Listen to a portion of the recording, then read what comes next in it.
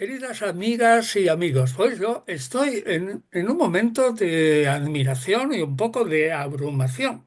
Resulta que, como sabéis, la mayoría estamos teniendo un curso en el Instituto Criteria, promovido por Javier Salazar y por Carla Díez, nada menos que de 52 clases. Es un año entero sobre el Jesús histórico.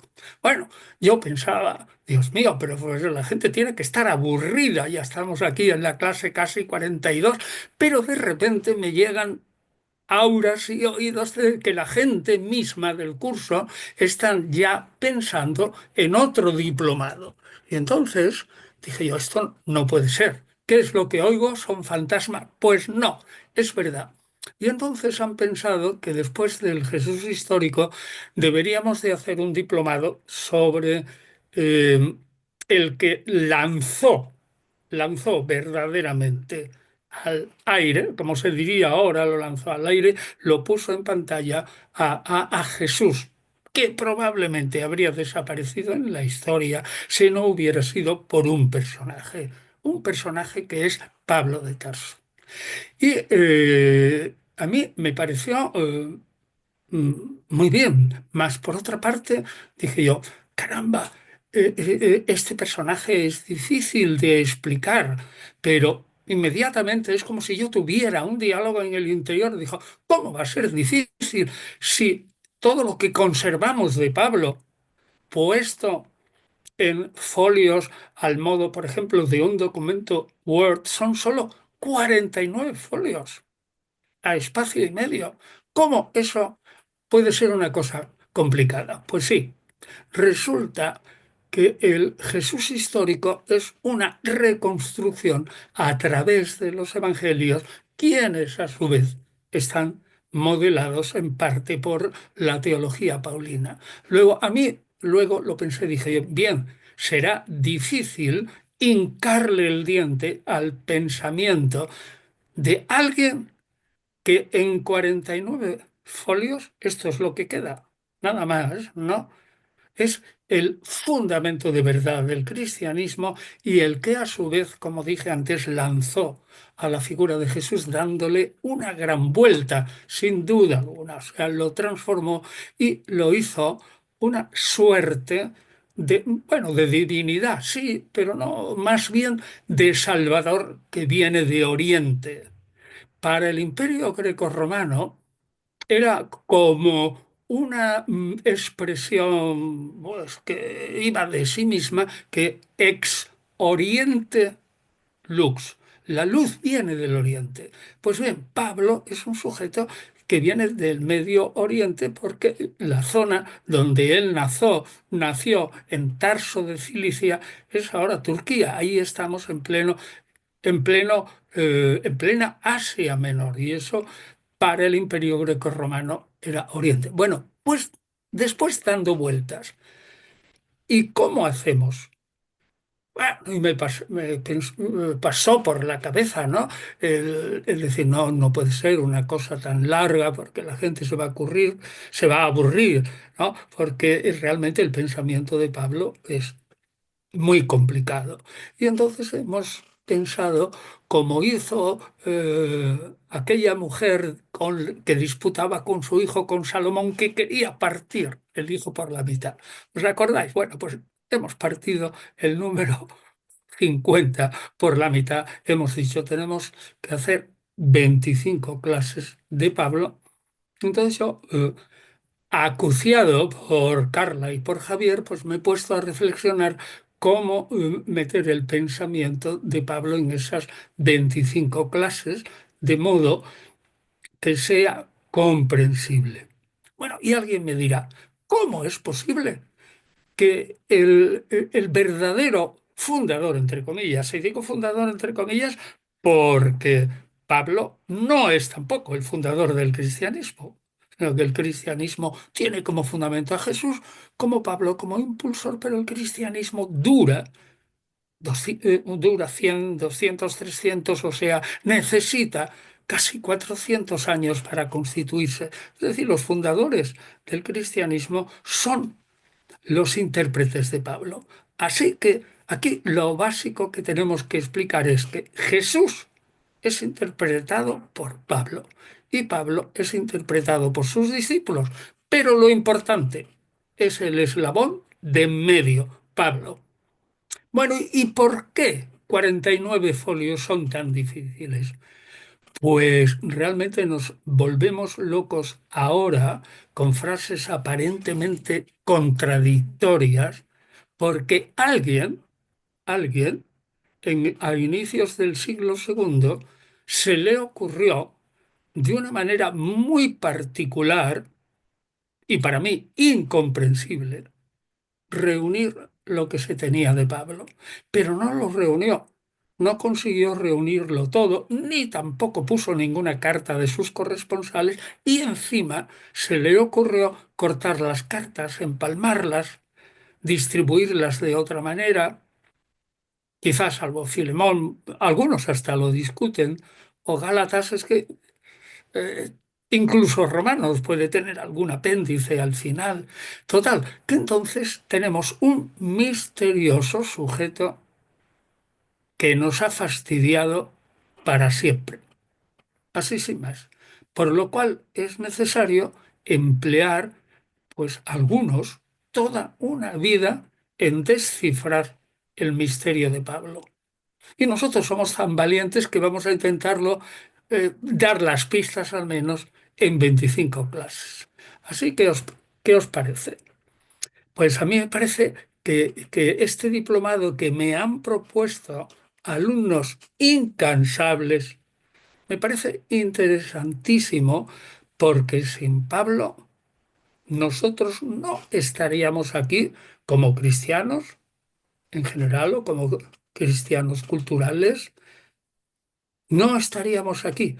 Es decir, ese personaje encima tiene el aura de ser fascinante porque su pensamiento es difícil y cuando hay un enigma, un enigma promovido por nuestra ignorancia en parte, el personaje se hace más atractivo. Por eso yo agradezco mucho a Javier y a Carla que me impulsaran y dijeron, bueno, venga, vamos a hacer lo de Jesús de Nazaret. Y luego que ellos mismos me dijeran, ¿no?, o me transmitieran lo que yo os acabo de anunciar. Los mismos del diplomado sobre el Jesús histórico son los impulsores, ¿no?, de este diplomado. Bueno, pues a ver, Carla, Javier, preguntadme algo. Pero qué Ah, perfecta presentación quedó, Antonio. Te saludo, saludo a Javier. Y bueno, ya como escucharon los amigos, esta es la presentación, el anuncio oficial del siguiente diplomado que se viene con el doctor Antonio Piñero a través del Instituto Criteria, que inicia el 14 de junio. Como siempre, vamos a quedar el día sábado, como se ha hecho en este diplomado del Jesús histórico que se está llevando actualmente. Invitamos a los amigos que si quieran sumar, que quieran aprender sobre estos misterios de Pablo con el doctor Antonio Piñero durante 6 meses, desarrollado a lo largo de 25 clases. Básicamente quería que si nos pudieses mostrar el programa que el profesor ha dedicado con mucho trabajo, el cual nos va a estar impartiendo en estos próximos 6 meses a partir del mes de junio. Profe, ¿nos podrías hablar un poco acerca de esas clases que usted va a impartir en el diplomado? he partido de que el diplomado no podía ser tan largo, entonces quedamos antes que tenían que ser la mitad. Vale. Y entonces, pues lo que he hecho ha sido reflexionar sobre el índice de mi propio libro de Pablo y sobre el índice de otros libros que yo tengo sobre Pablo de otros autores. Entonces he caído en la cuenta de cuáles son los temas que parece que son inexcusables. Esto es lo que quiero decir. Es decir, los temas podrían ser muchísimos más. Y de hecho, se apuntarán algunos temas que prácticamente no tocaremos, ¿no?, sino solamente aludiremos a él o a ellos. Y entonces, este es el resumen. Y por eso hemos empezado pues con pocas clases de generalidades. Sobre todo me parece muy importante es el mundo en el que vivió Pablo. Es decir, este personaje vivía en un mundo que cuando él estaba allí danzando, danzando, entre comillas, andando por los polvorientos caminos, ¿no?, de Asia Menor, resulta que tenía prácticamente 2500 años ya de existencia. Es el mundo asirio-babilónico. Yo os aseguro que en los libros que he leído de Pablo, nadie, nadie ha dicho claramente que el pensamiento de Pablo, y en parte también el de Jesús, solo es posible en un mundo tal como lo concebían en Asiria y Babilonia desde hacía más de 2000 años en el tiempo de Pablo. Es decir, que tiene 4000 o 4500 años ahora. Y entonces también pensé en tratar pues la cronología de la vida de Pablo. Luego, ¿qué, qué tenemos que saber brevemente? ¿Qué tenemos que saber de de las fuentes? O sea, si vamos a hablar de lo que llaman el paulinismo completo con los discípulos, o si nos vamos a centrar en aquellas cartas que son solo siete, el corpus paulino es el doble, 14, pero lo que es el consenso común, absolutamente común, es que hay 7 cartas que por lo menos son más auténticas que otras. Pues luego también, pues su trasfondo. ¿Cómo hay que interpretar que Pablo fuera fariseo, no? ¿Cómo hay que interpretar ese mundo helenístico y cómo le pudo influir dos mundos que aparentemente son tan dispares como el mundo fariseístico, la mentalidad farisea, con el ámbito de la gente que pensaba dentro del Imperio Romano? Pues, y luego ya lo que hacemos al principio es tocar puntos básicos. Puntos básicos, o sea, después de esas 4 clases de generalidades, pero muy intensas y muy básicas y muy importantes, pues tenemos que tocar los puntos básicos, es decir, la, la consideración del hombre por parte de Pablo. Hay que tener en cuenta que Pablo considera al hombre en el mundo en una lucha contra el pecado. Es decir, ahí tienes que ver qué es para Pablo el ser humano, y cómo puede estar luchando contra una fuerza que es una fiera desbocada, peor que un fuego, ¿no? Y entonces pues hay que hablar de la antropología paulina, también muy importante también, si es que esa nueva religión que publica Pablo y que predica y proclama con grandes sufrimientos en el imperio, pues resulta que es para todos o es para unos pocos, solo para los judíos, para cuántos no judíos y en qué condiciones. Por eso hay que hablar de la llamada, de la elección. Fíjese que es importante, porque Pablo dice claramente que Dios eligió a Jacob y rechazó a Esaú. Es decir, hay realmente un predeterminismo en la elección divina. Pues tenemos que plantearlo. Luego, la primera interpretación de Pablo, que es ese ser humano es Mesías, pero su vida no le importa, solamente su muerte y su resurrección. Es decir, cuando yo hablo en el número 6 de su muerte, habrá que añadir también muerte y resurrección. Luego, adelante, tenemos que hablar muchísimo de la ley de Moisés, porque este es el caballo de batalla. Fíjense, les voy a decir una cosa increíble, ¿eh? A propósito de la ley de Moisés y Pablo.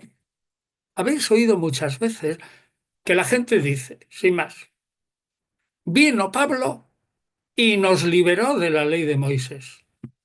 Yo me quedo con los ojos abiertos, pero con los ojos abiertos y sin palabra. ¿Pero cómo dice usted eso?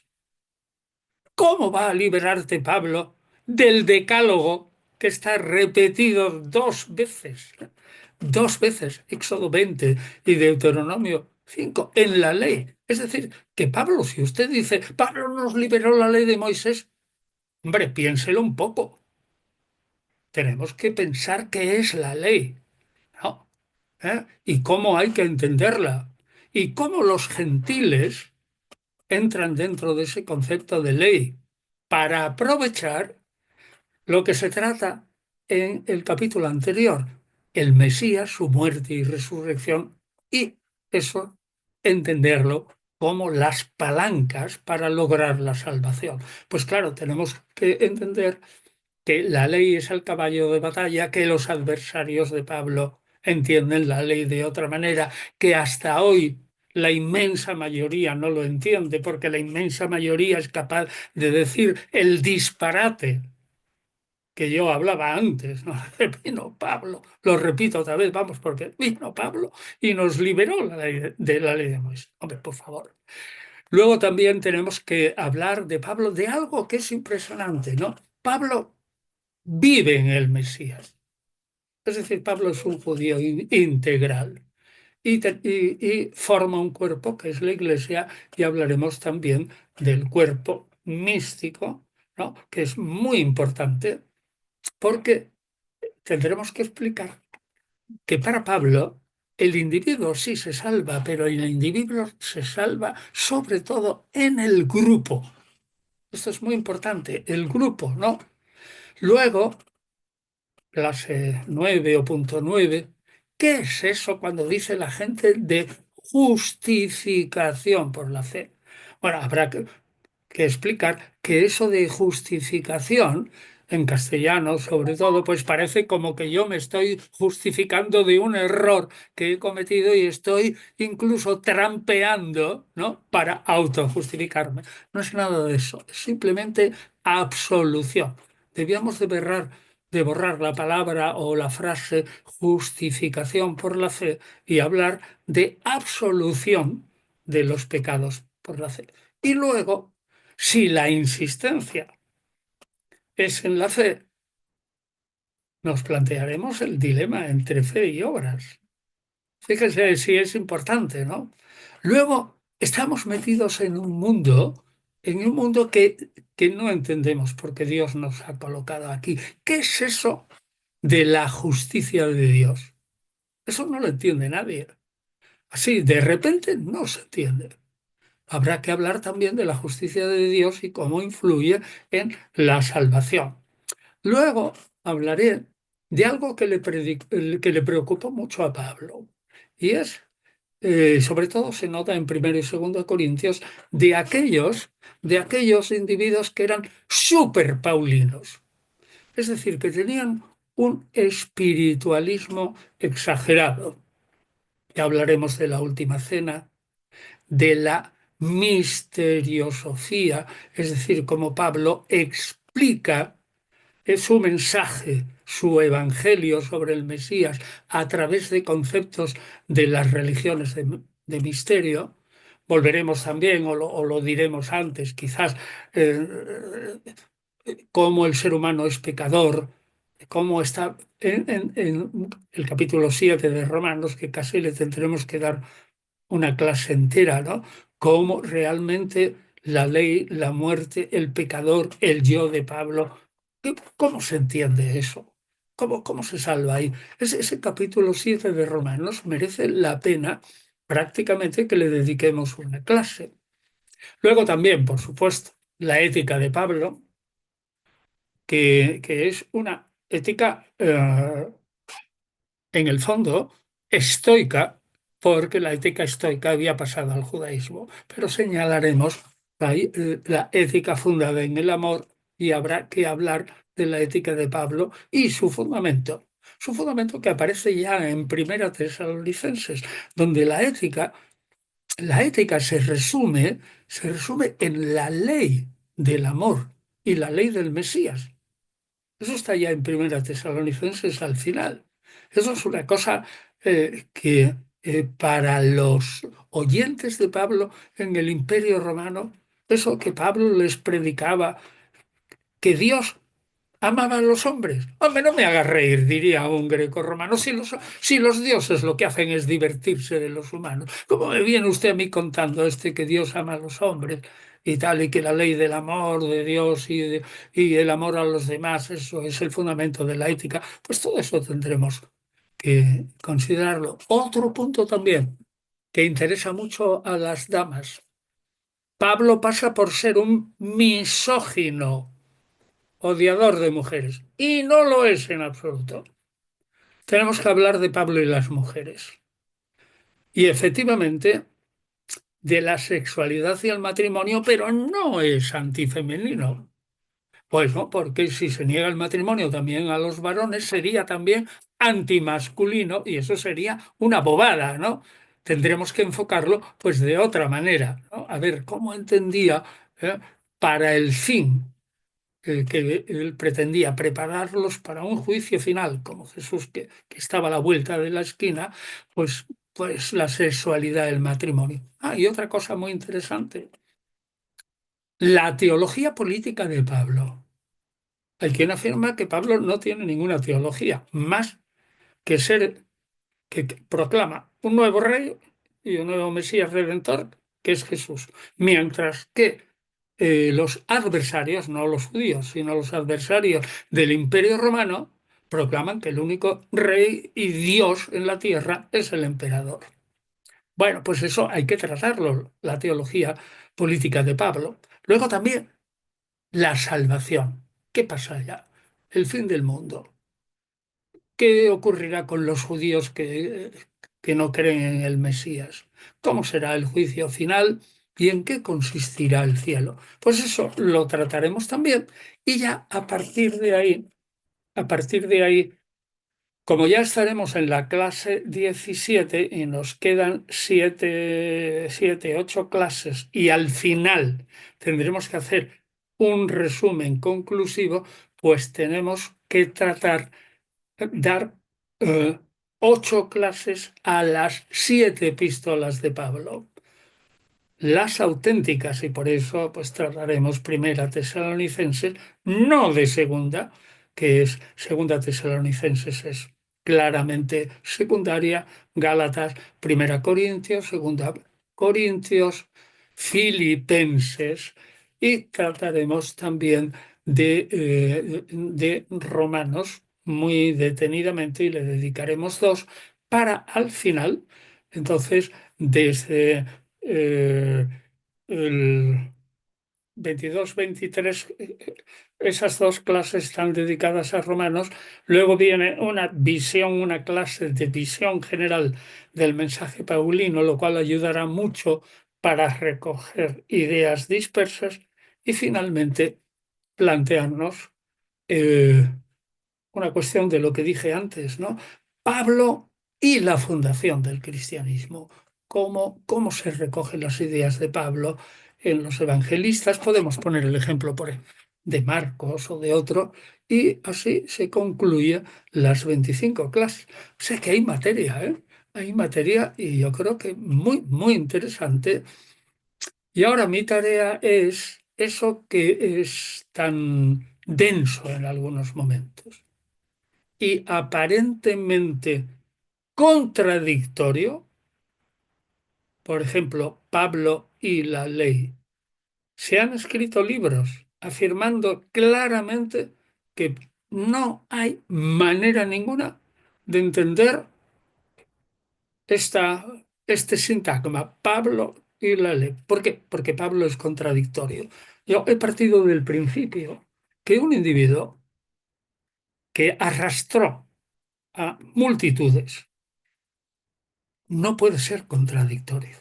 Es imposible, porque si yo digo hoy A y mañana digo no A, porque eso es la contradicción. ¿Eh? La ley vale y es válida todo, y a la mañana siguiente digo no, no, la ley no es válida. Tiene que haber alguna explicación. No puede admitirse que Pablo sea un tipo contradictorio. No habría tenido influencia en los discípulos. Su escuela no habría fagocitado al resto de cristianismos que pululaban, en el movimiento de seguidores de Jesús, que eran varios, ¿no? Y sin embargo, poco a poco los fagocita a todos. Tan importante es Pablo que yo siempre he dicho, a propósito también del libro gordo, y es como un leitmotiv. Esto es en alemán. Leiten es dirigir algo, ¿no? Y Leit, L-E-I-T, leitmotiv, es el motivo que dirige, que impulsa el pensamiento. Porque yo lo que he dicho es que el Nuevo Testamento es esencialmente paulino y que el Nuevo Testamento no es el testimonio del cristianismo, no si hubiera uno, sino del cristianismo que venció, del cristianismo vencedor. Es decir, fundamentalmente vence también porque asimila a algunos autores muy potentes que tienen iglesias, o sea, formaciones de seguidores de Jesús. Una iglesia es un grupo de seguidores de Jesús que tiene peso específico como para ser considerado un grupo que hay que tener en cuenta. Eso sería una iglesia, ¿no? Un grupo con peso específico. Bueno, pues hay muchos, ¿no? Y resulta que se van diluyendo todo ante el peso específico del cristianismo paulino.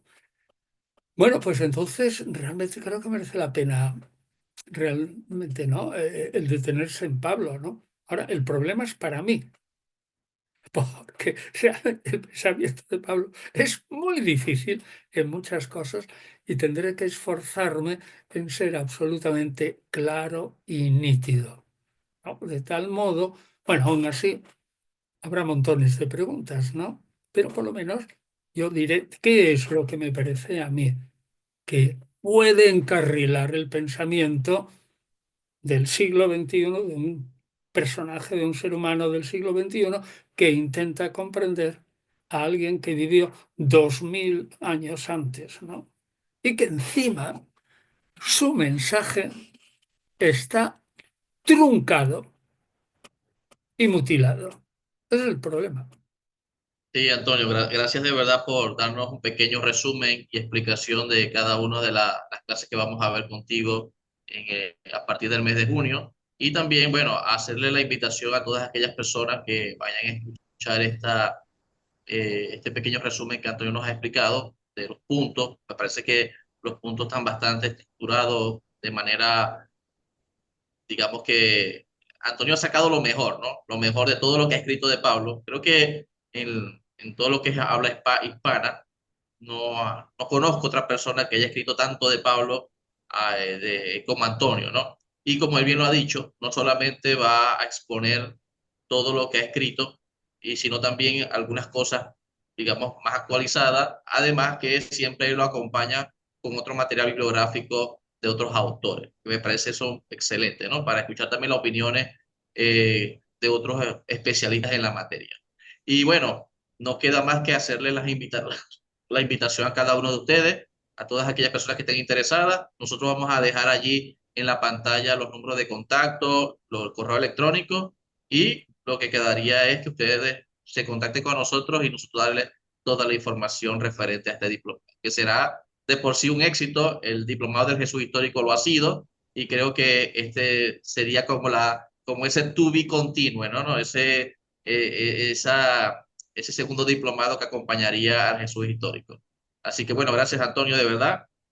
Eh, Tú eres la persona más calificada para este tipo de diplomado, y más con la figura de Pablo, que como tú bien lo dices, no es una figura fácil de explicar, pero vos tenéis las herramientas para hacerlo fácil. Yo creo que lo difícil vos lo hacéis fácil. Yo siempre lo he dicho, lo Intento. difícil lo hacéis fácil. Y bueno, gracias también a Carla. Carla, no sé si tienes algunas palabras aquí para despedir la transmisión del día de hoy. Sí, bueno, agradecerle al doctor Antonio este tiempo que se ha dado, que se ha tomado para poder anunciar oficialmente este diplomado, porque había mucha gente esperando este anuncio oficial. Así que gracias, doctor Antonio. En junio inicia esta nueva aventura. Ya hemos dicho bastante, ¿no? Y Y no ha sido breve.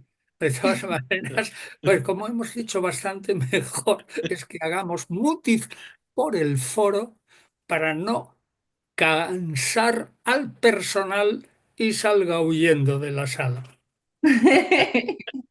Un abrazo grande, gracias a los amigos y recuerden en pantalla van a aparecer los datos para inscripción, correos, teléfonos para que se comuniquen y puedan desde ya comenzar su inscripción para esta aventura que inicia el 14 de junio. Nos vemos.